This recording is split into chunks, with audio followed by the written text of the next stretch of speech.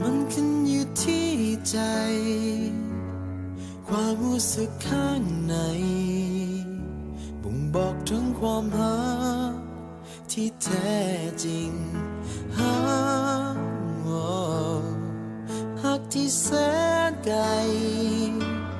แม้จะอยู่ใกล้กันทุกๆวันแต่ว่ามันบ่มีความหมายรักกันเท่าใดก็ตามมันก็จะมีแต่ความเสียใจอยากขอเป็นคนที่ต้องบอกลาหวังว่าเจ้าจะเข้าใจว่ามันสายเกิ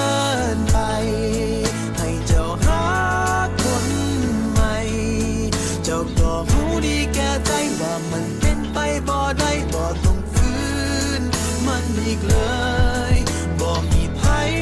เข้าใจว่าเฮารักกันเท่าใด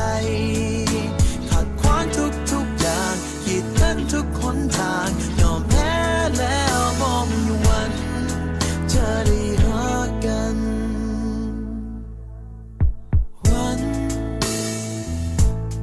วันที่เฮาเลิกกันวันที่ขาดสัมพันธ์ทุกคนก็คงจะดีใจเฮาขอเพียงแต่ได้รักกันอย่างอื่นมันบ่สำคัญแต่ความฝันมันสิ้นสลาย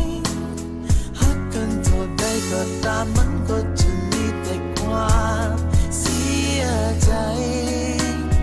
อยากขอเป็นคนที่ต้องบอกลาหวังว่าเจ้าจะเข้าใจว่ามันสาย